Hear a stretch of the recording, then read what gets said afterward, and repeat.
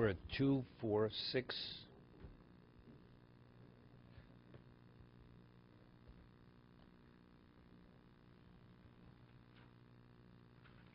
The end of the 7th line from the bottom. Mem Dalet Amud Aleph. Not the end here. Ravasi lo'ol lebei bedrosha.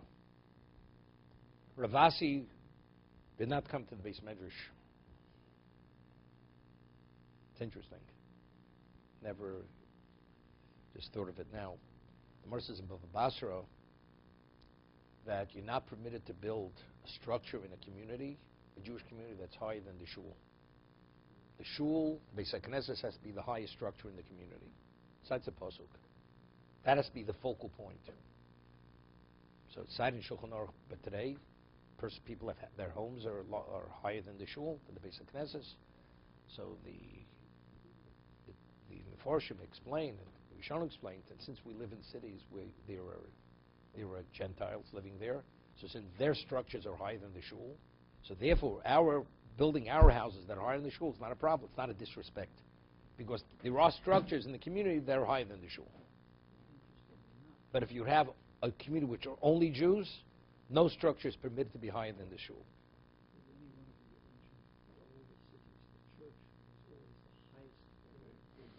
For that reason, sure. Exactly.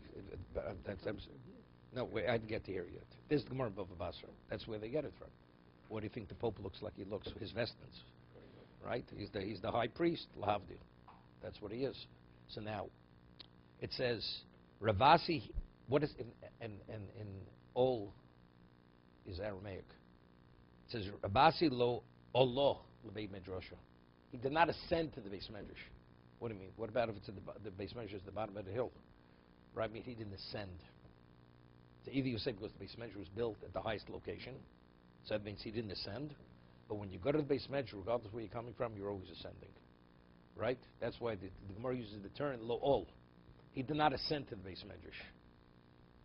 Right? So you could live in the penthouse on the 97th floor on 57th Street. When you come to the base medrash, it could be subterranean. You're ascending to the base medrash. Okay. So Ravasi lo ol lebei medrasha. Ashke lo Reb Zera. Okay. So he wasn't aware of what they lectured that day in the base medrash. So he came upon Reb Zera, a colleague of his. Omalei my Omar Hayidno bei medrasha. What did they say at this moment? What was said at this moment in the base medrash? Hu'idno. Id means now. Not what was said. What was said at this moment? Omalei afano lo ayo. He says, I wasn't there either. So I couldn't tell you.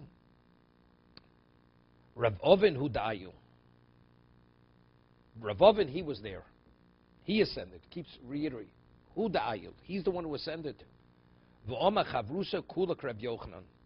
And he said, and the consensus among all our colleagues is that we rule like Rabbi Yochanan. We had an argument, Rabbi Yochanan Shlokish, a Nara who has a father, if she accepts marriage from a third party, is it valid or not? Rabbi Yochanan said it's not valid. He differentiated between Gittin and Kiddushin.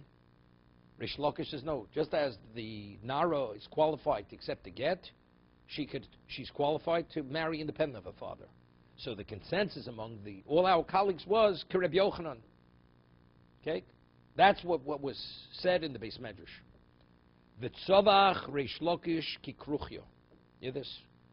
Reish Lakish, who's a Talmud of Rabbi Yochanan, who disagreed with his Rebbe, says he screamed tzavach like a crane. As he crane, like a crane. Okay? It's interesting. I mean, you know how many arguments between Rabbi Yochanan and Reish Lakish there in the Gemara? And we always rule like Rabbi Yochanan. Rabbi Yochanan, Reish Lakish, halacha Rabbi Yochanan. Why in this particular context? And this is the only place. Tzavach kekruchya. He screamed. He was like ranting or raving. How could you do such a thing? Why over here was he tzavach kekruchya? I didn't look around enough to see if anybody speaks about it. Art Scroll, say anything in the footnote? Why here was he tzavach kekruchya? I mean, I have something to say, but I didn't see anybody speak about this.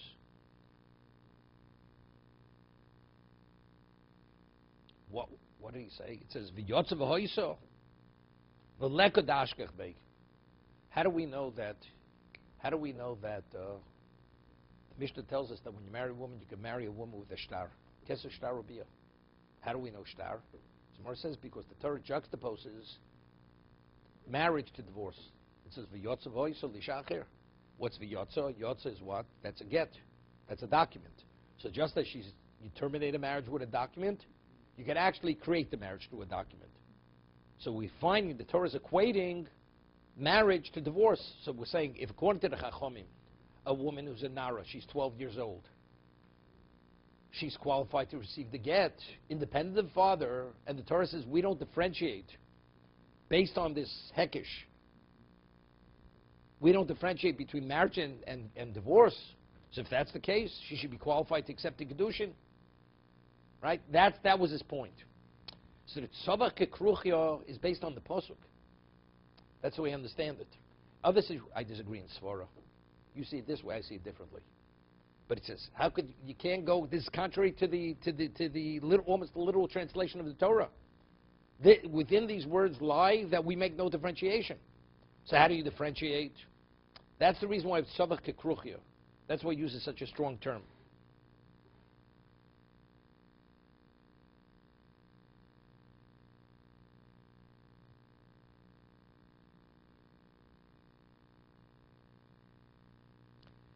Reading, this book came out on Reb Chaim Brisker recently.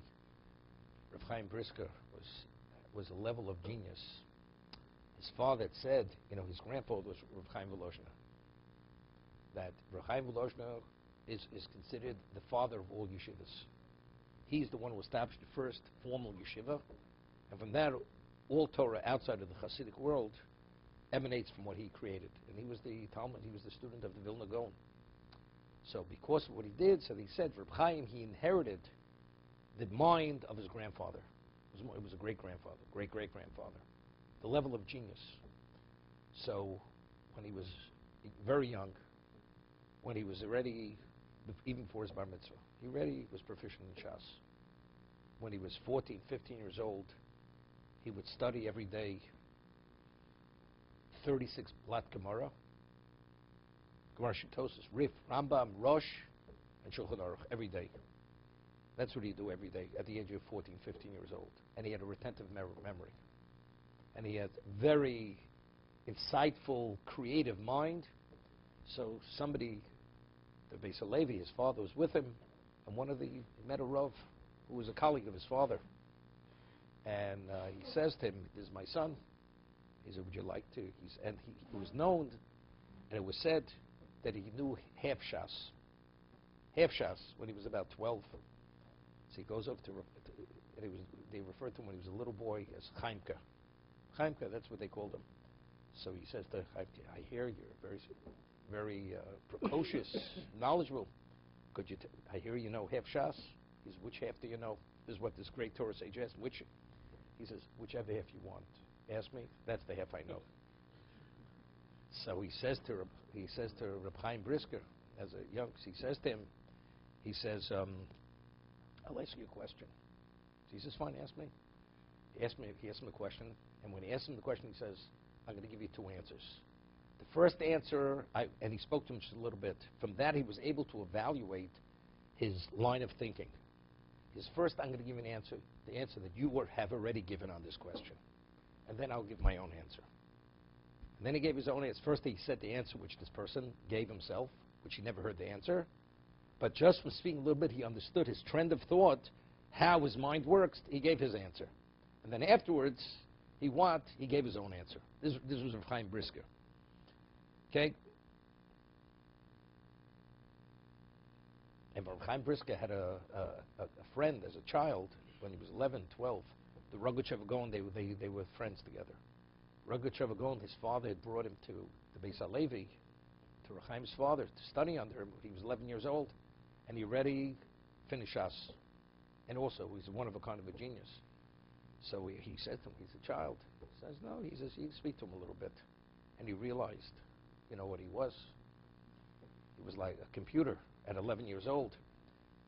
So when he saw that, he immediately accepted him as a student, and so on and so forth. The rest is history, as they say. So he screamed like v'yotz voice v'leka dashkech beik. You hear this? Nobody paid attention to him. Nobody paid attention to him. It's interesting. Very rarely. I mean, what is that? And nobody paid attention to him.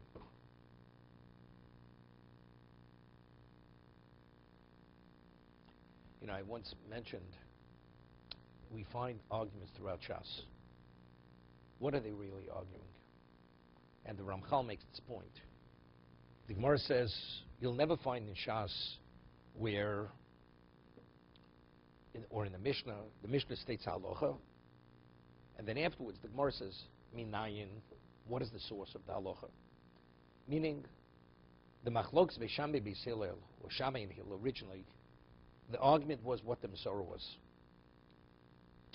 That he presents sources, or they argue in their logical approach, that's only to prove that their Masorah is more accurate than the other Masorah.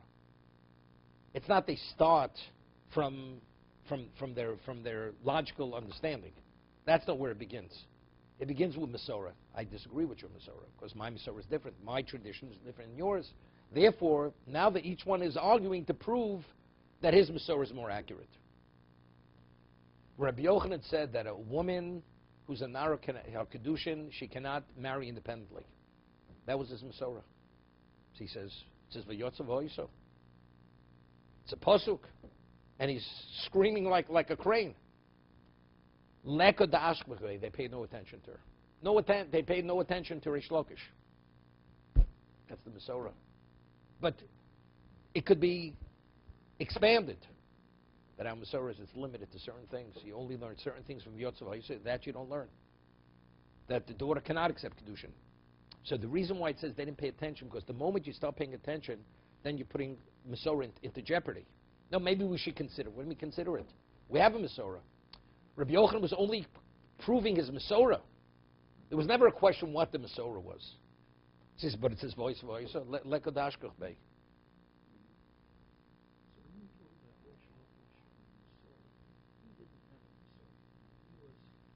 He had other rabbeim. Rish Lakish had other rabbeim besides Rabbi Yochanan.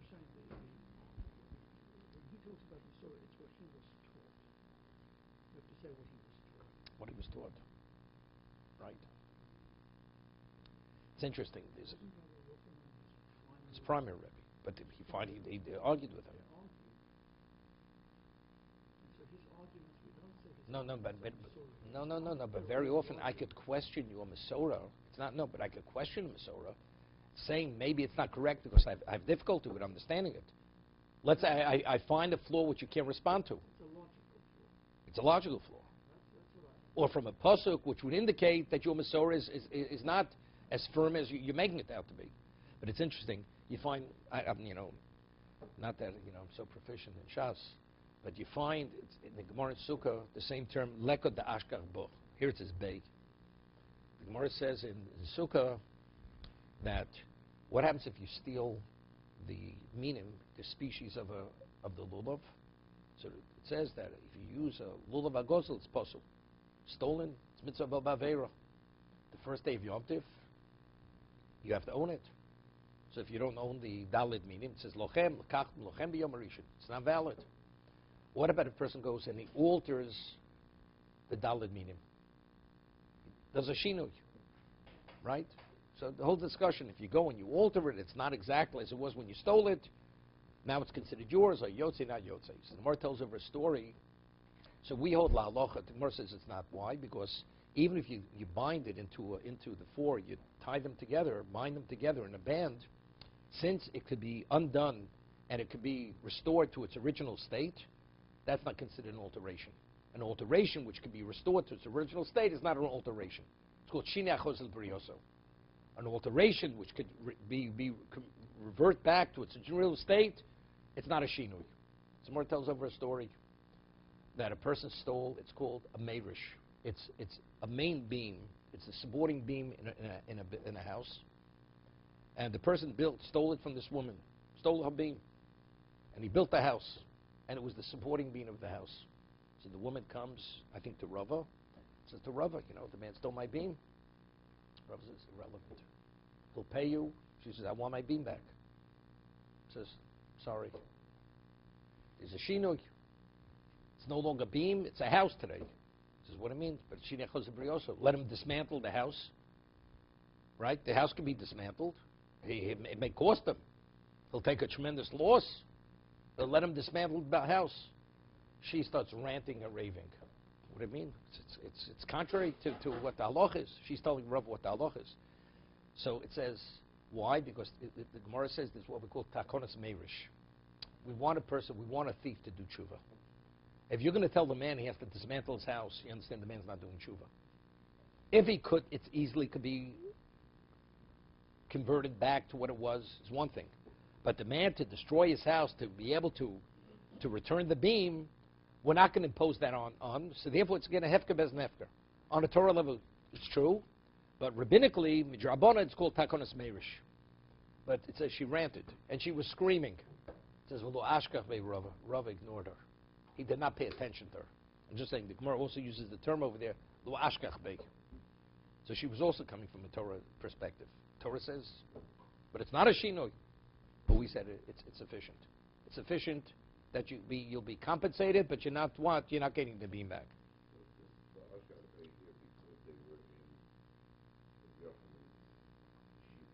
No. It says no. They weren't Rabbi Yochanan. They weren't students of Rabbi Yochanan. That was the consensus. No. No. They made an evaluation. They say the Yotzvah is not necessarily that. First, we quoted Brises before. Rabbi Yochanan answered it. I mean, he says it's going like Rabbi Yud, it's going like Rabbi Shimon. He said all kinds of things. They said no. That's all a dochik. It seems to be Rabbi Yochanan is the more correct position. Okay. Amalei Rav Ovin.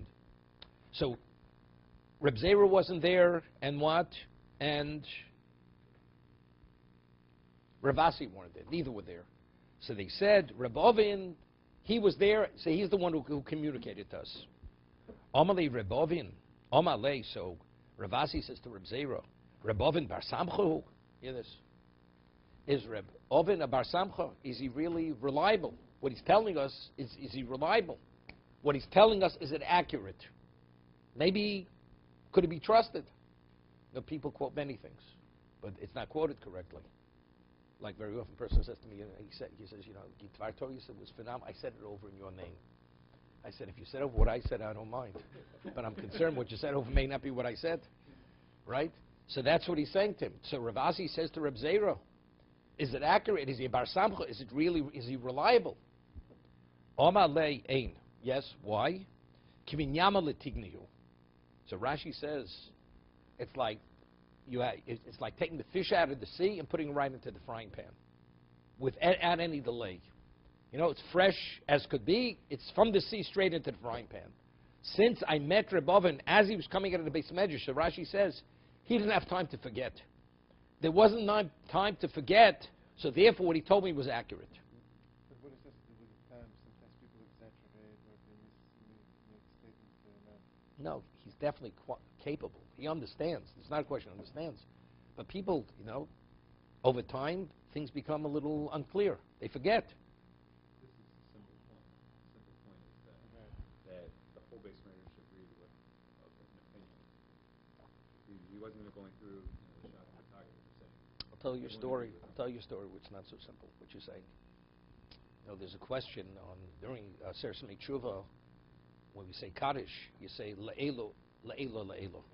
You say the word Le'elo twice. So, but the two nuschos. Some say Le'elo u Le'elo. Some say Le'elo Le'elo without the vav. The two customs how to say it.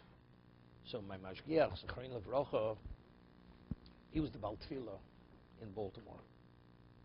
He was there for the Yom Noraim. And the nusach that he davened with was, he davened for the Yom Nemir in Europe. So, it was a phenomenal. So after he passed away, the one who took over didn't recall, did he say Le'elo, U-Le'elo, or did he say Le'elo, Le'elo? Yeah, we're talking about hundreds, thousands of people heard him daven for 25 years. Afterwards, nobody could recall, was it Le'elo, U-Le'elo, or Le'elo, Le'elo? They couldn't. What do you mean? You heard it. Understand? People couldn't recall what he said exactly. So I'm just saying, over time things change. The Gemara says there's a machlokes. There's a question. There were two Amoraim who were students of Rabbi Yehuda, and Rabbi Yehuda said a certain halacha, and one said Rabbi Yehuda said mutter, and the other one said Rabbi Yehuda says osir. It's Gemara Shavuos. And each one took an oath. One says, I swear Rabbi Yehuda says mutter. Took a shvur. The other one says, I swear he said osir. Of course, eventually they verified he said one, not the other. He couldn't have said both. So the question is, the one who actually swore falsely, does he have to bring did he violate his oath? So the Gemara says that each one, when they swore, they believed that actually what he said. So neither oath is a false oath. A false oath means when you swear falsely. Each of them in their mind, they believe that's what he said. Therefore, that's not a shvur sheker. It's not swearing falsely. So I'm saying, over time, you believe what you said is accurate, but it may not be. It may not be reality. So that's what he asked them. So Rashi says, over time people forget, so maybe it's not accurate. He says, no, it's kiyama l'tigna. It's like from the sea right into the frying pan. It didn't have time it's as fresh as could be. Okay? That's the way Rashi learns. No tshuva. No tshuva. He did nothing. It's not a false oath. That's what the Gemara says. It's not false. He reported inaccurate. So what does he do tshuva for? So, no, but eventually they revealed soon afterwards. They verified what it was. I mean, if somebody would have done the wrong thing because of what he had said, look, so maybe they verified it immediately. It was immediately. Maybe you're right. If somebody would have done the wrong thing because of what he had said, you're right. But you realize, but it's a Safik the Rice L'chumra. If you have two people, both students, each one saying, assuming an opinion which it's either one or the other, can't be both, it's a Safik the Rice L'chumra. That's what it is. Now we're doing it after the fact. Yeah, I'm saying after the fact. Now it becomes verified that one is wrong. So good, but until then nobody did anything because it was a Safik the Rice L'chumra. I'm just dealing with the person himself who was in error. Say there's nothing wrong if there was. No, but again, it's not a shvur. It's not a false oath. If when you swear you believe what you're saying is true, that's not called a false oath. That's what the Gemara is saying. The second person swore. He heard the first person swear. He was right. The guy. Therefore what?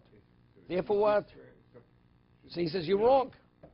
Yeah, but he used the shvur. There's nothing wrong with it. That's what the Gemara says. There's nothing wrong. As long as what you believe is truth, you're permitted to swear the truth. Because you believe it to be the truth. Okay. Tosis cites Rashi about Yom L'Tigna, from the sea right into the frying pan. He cites Rabbeinu Chananel. He says a different pshat. Rabbeinu Chananel Pirish D'Shnei Makom Haseim. Yom is two communities. One community was called Yoma, and the other community was called Tigni. Shnei Makom Haseim Ukrovim Zeh L'Zeh, and they were very close to one another. Kloma Ein Odom Mishakeh Chai Gavna. He's learning totally different Rashi. Rashi's learning because since there's a lapse of time, he may have forgotten. So therefore, his recall is not accurate. He says, no, this question, could he be trusted? What he's telling us, is he trustworthy? So he said to him, because the two locations are close to one another, the cave and the Mogum Korvu Sovi Mishakrana, Osi Inish Achrino Makishani. He says, if I should lie, since the source of information is within the vicinity, what would be if somebody would come and say contrary to what I said? I'm going to look bad. So therefore, he'll be careful. No, he says, not to lie or not to be accurate because he'll be caught in a lie.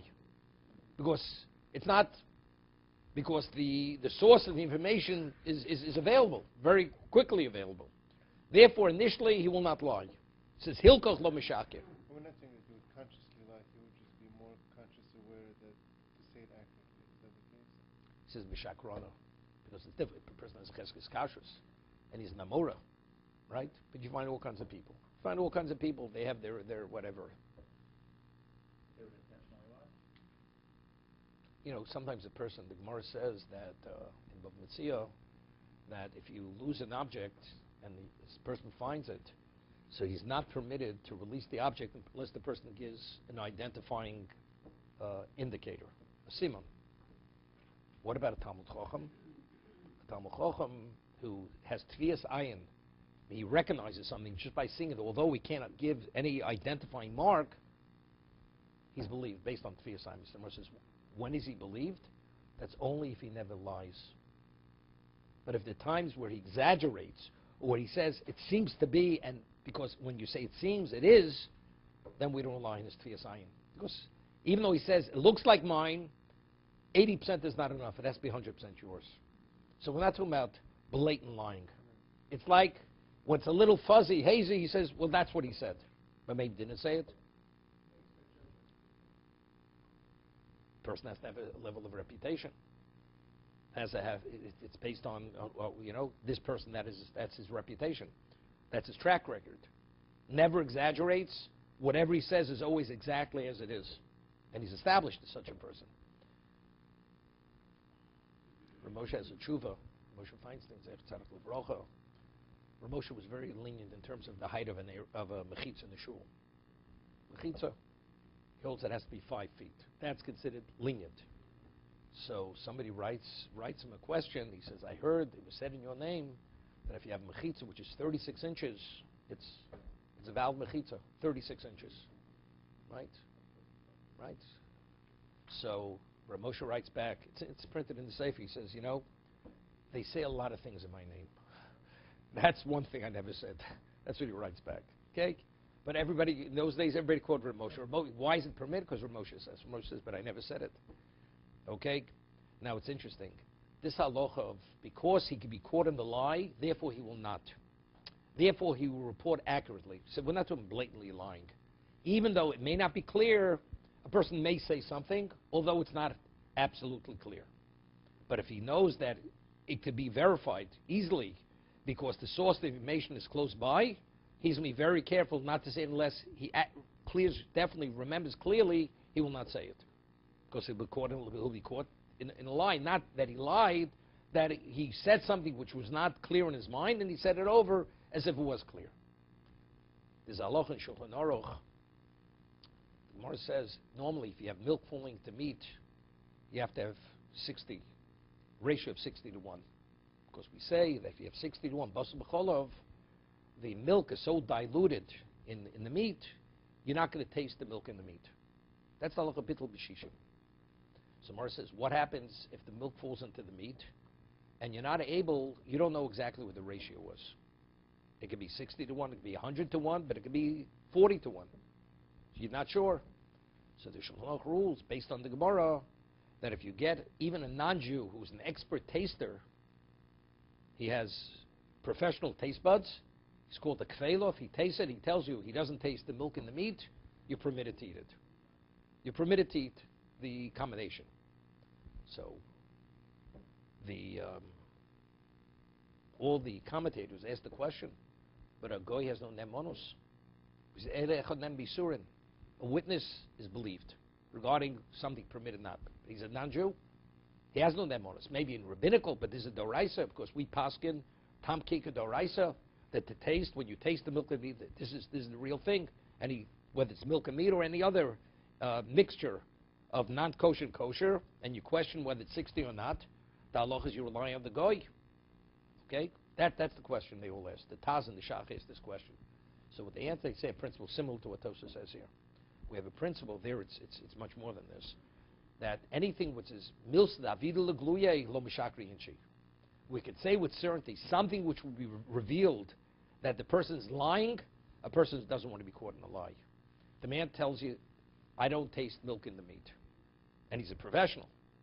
So he can't say, well, I made a mistake. There's no such thing. Now the Jew's going to eat it.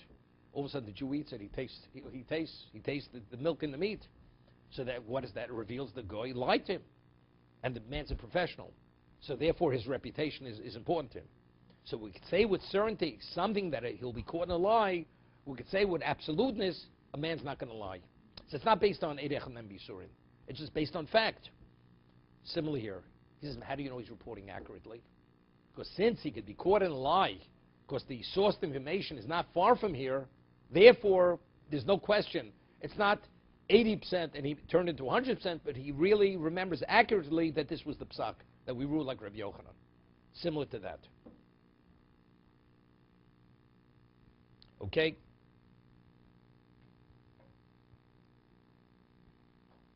Amar Rav Nachman bar Yitzchok. So he said, Reb Ovin is the one who actually had said that we rule like Reb Yochanan.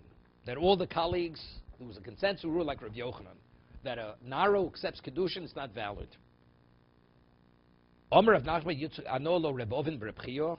He says, my tradition is, it wasn't Reb Ovin bar Chior, nor Ovin bar Kano. Many people had same first names. But you could have Reb Ovin, the son of Reb Chior, Reb Ovin, son of Reb Kana, Elo Reb Ovin Stam.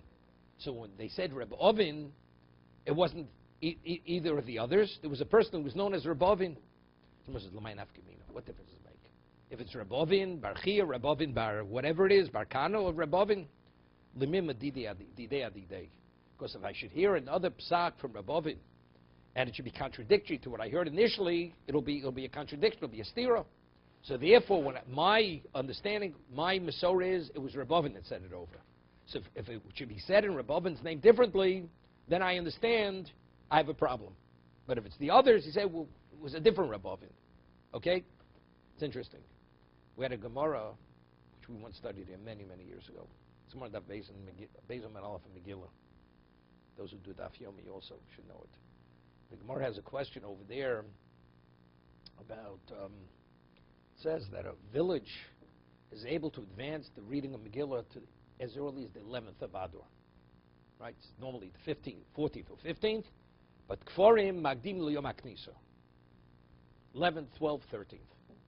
Okay? So the Gemara quotes an opinion, and the question is, and it's quoting either Rav Yossi Bar Yehuda or Rav Yehuda Bar Yossi, who says, it's not. It says today that we don't do Kiddush HaChodesh any longer, and we don't send out agents, this and that, therefore it's only the 14th and the 15th. And the Gemara has a stira, has a contradiction. So the Gemara says that it's not Reb Yossi Bar Yehuda, it's Reb Yossi for somebody else. I mean, the way it was quoted, it was by his first name. So therefore, as a result of that, it's not a contradiction. So I'm just saying something similar to this. So the reason why he's saying, my Masorah is it's Reb Ovin, not Reb Ovin bar Kano, or Reb Ovin bar Reb Chior, it's Reb Ovin Stam, because if I should hear another statement in Reb Ovin's name, and it's Reb Ovin without the name of the father, I know it's the same person, therefore I'll have a problem. It's Lamimri Didei Adidei. Okay, just go a little further. Boimine Ravim Rav Nachman, a new question. Rava posed the question to Rav Nachman. No, so now we've established a Naro cannot accept Kiddushin independent of the father. We rule like Rabbi Yochanan, no question.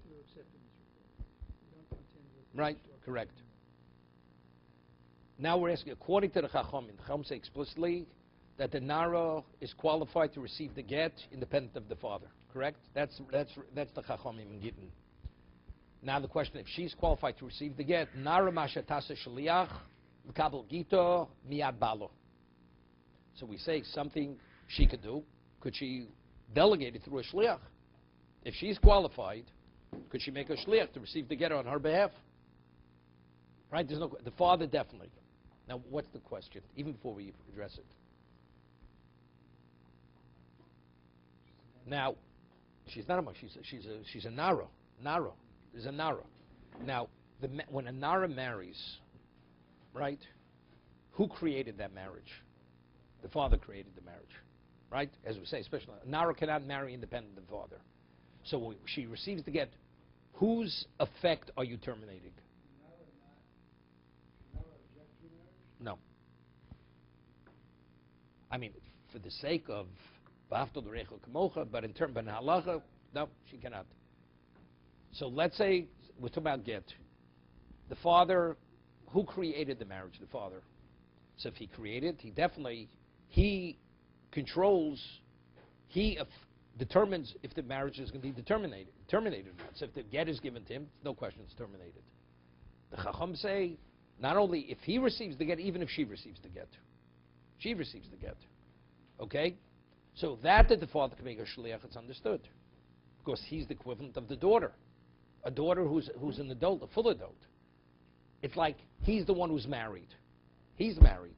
So whoever's married, that person's qualified to receive the get to terminate the marriage because he created it. Because it's not up to the daughter, it's up to him whether it should be or should not be. The Chacham say also the daughter is also qualified. Now, why is the daughter also qualified? Is it because she happens to be the one who's married? And the Torah says not only the one who created the marriage is qualified to receive the get, even the one who's married is qualified. Or no, it's a whole different concept. It has nothing to do with that. Maybe she is his domain. That since she's still in his domain, putting the get in her hand is like putting it in a chotzer, in a courtyard, his courtyard. No, she's still. Because he's still. Masi Yadayim belong to him. Her earnings are his. Nedarim, her first Nedarim, he still affects her Nedarim. No, she's not fully married. She's only in Arusa. This is kiddushin. Once she's fully married, she's out of his domain, never to come back. But here, she's only released from his domain to the degree that he allowed her to be. But he still has a hold on her. So that's the question over here. I just want to say the words. What's the question? Kiyara v'yodamyo. Is she the equivalent? She's an extension of the father. As the father could accept a get, and when the father accepts a get, it's not because it's domain, because he's the person. So she's also the equivalent of the father. O kechotzo v'yodamyo. She's like the father's courtyard. Kiyara v'yodamyo ma'o v'yamashu shaliach. Afim nami mashu shaliach. As the father could establish an agent, she could also establish an agent. O dilma kechotzo v'yodamyo. She's only the domain of the father, the equivalent of the courtyard. V'adamacha gitul yodo lo magarsho. And until the get enters into that domain, she's not divorced. But in terms of appointing an agent, delegating through an agent, that definitely she could not.